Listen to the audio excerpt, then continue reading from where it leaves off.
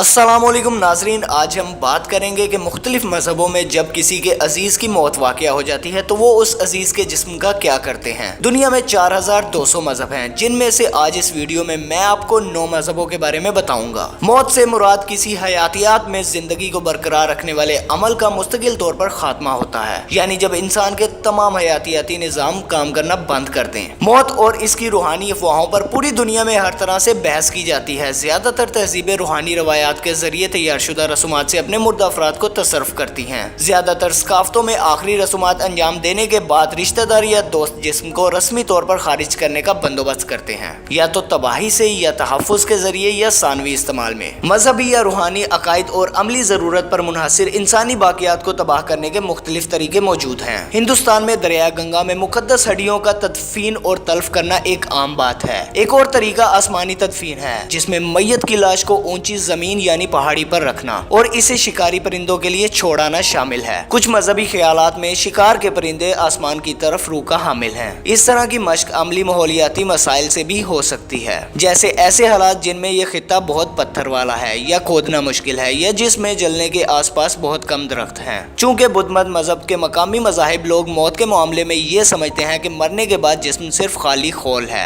इसलिए किसी जिस्म को तल्फ करने से कहीं ज्यादा अमली तरीके हैं, जैसे जानवरों को खाने के लिए छोड़ देना। कुछ माहीगीरी या समुद्री बरादरियों में सोगवार जिस्म को पानी में डाल सकते हैं, जिसमें समुद्र में तदफीन के नाम से जाना जाता है। मुतादिद पहाड़ी देहातों में मुर्दा जिस्म को जंगल में लटकाने की रवायत है, और आज की वीडियो में मैं आपको कुछ ऐसी ही रवायात के बारे में बताऊंगा। जैसा कि बाहर की दुनिया को शायद ये अजीब लग सकता है, लेकिन फिलिपाइन के कुछ लोग अपने मुर्दा अजीजों के जिस्मों को अपने घर में एक ताबूत में रखते हैं और हर अगस्त में जानवरों की बलि देकर अपने मुर्दा अजीजों को नए कपड़े पहनाते हैं और इनके साथ डांस करते हैं। और इंडोनेशिया में भी कुछ लोग ऐसे हैं जो अपने मुर्दा अजीजों को ताबूत में रखते हैं और हर नए साल इन्हें नहलाकर इनके कपड़े तब्दील करते हैं और फिर इन्हें उस ताबूत में वापस रख देते हैं। और ऑस्ट्रेलिया में घाना के कुछ लोग जो अपने मुर्दा अजीजों को एक ऐसे ताबूत में बंद करते हैं जिनमें उनके आराम के लिए हर चीज मौजूद होती है, जैसे फोन और बाकी चीजें। इन लोगों का मानना है कि जिंदगी कभी खत्म नहीं होती, उन्होंने अभी अगले जहान भी जाना है। और तिब्बत के लोग अपने अजीजों के मुर्दा जिस्म को किसी ऊंची पहाड़ी पर शिकारी जानवरों और परिंदों के खाने के लिए छोड़ आते हैं, क्योंकि इनका मानना है इंसान मरने के बाद एक खाली खोल ही रह जाता है, इसे शिकारी जानवरों के लिए छोड़ देना चाहिए। और पपुआ इंडोनेशिया के कुछ दानी लोग अपने प्यारों के गुजर जाने पर चेहरे पर कीचड़ और राख लगाकर इनके गुजर जाने का मातम मनाते हैं। और औरतें अपने अजीजों के गुजर जाने के गम में अपनी उंगलियां कटवा देती हैं। पहले इन उंगलियों को जला दिया जाता था, पर अब पाबंदी आयद होने की वजह से इन उंगलियों को एक मुकद्दस जगह पर रख दिया जाता है। और चाइना के कुछ लोगों का मरने वालों की ताज़ीद करने का एक तरीका ये है कि वो कुछ पेशावर सोगवारों को कुछ पैसे देकर बुलाते हैं ताकि वो इस गम में कुंबा के लिए कुछ सोग भरे गाने सुना सकें, जिसका मकसद ये है कि जनाजे में शरीक अफराद को दिखाया जाए कि किस तरह फैमिली मतवफ़ी को याद करती है। और जापान में जिस्म में बुद्धा की हैसियत से इसका रद्द अमल जाहिर करते हैं कि वो शिंगन बुद्ध मत के पैरोकार हैं, जिन्होंने खुद को ममनू करने की हैरत अंगेज हरकत का मुजाहिरा किया था, जिसकी निशानदेही वो अबूर और बहकी तब्दीली की इलामत है। खुदसूजी एक ऐसा अमल है जो 3000 दिन से 10 साल के अरसा के दरमियान मुकम्मल किया जा सकता है। पहले मरहले में सख्त खुराक शामिल है, जिसमें जिस्म की तमाम चर्बी और बास जड़ी बूटियों और जहरीले गिरीदार मेवे के इस्तेमाल को खत्म किया जाता है, जो बैक्टीरियल अफजाइश को रोकने के लिए जाना जाता है। दूसरे मरहले में राहिब को एक छोटे से इफ्तिताही खाने में कदम रखने की जरूरत होती है, जिसमें हर दिन राहिब घंटी बजाता है और इस बात की निशानदेही होती है कि वो अब भी जिंदा है। एक बार इस घंटी के रुक जाने से ऐवान को सील कर दिया जाता है। 3 सालों के बाद ये दोबारा खोला जाता है ताकि ये मालूम किया जा सके कि खुदकुशी की कामयाबी की कोशिश की गई है या नहीं। और कुछ हिंदू बरादरियों में ये रवाज है जिसके जरिए हाल ही में बेवा खवातीन या तो रजाकाराना तौर पर या ताकत के जोर पर या जबरी तौर पर अपने शोहरों की मौत की आखिरी रसूम के नतीजे में खुदकुशी करती हैं। स्ती की दीगर इकसाम मौजूद हैं, जिनमें शोहर की लाश के साथ जिंदा दफन होना है। ये गैर कानूनी करार दिया गया है। खास तौर पर देही इलाकों में ये सिलसिला जारी है, जिसमें 40 दस्तावेज मुकदमात 1950 की दहाई से रिकॉर्ड किए गए हैं।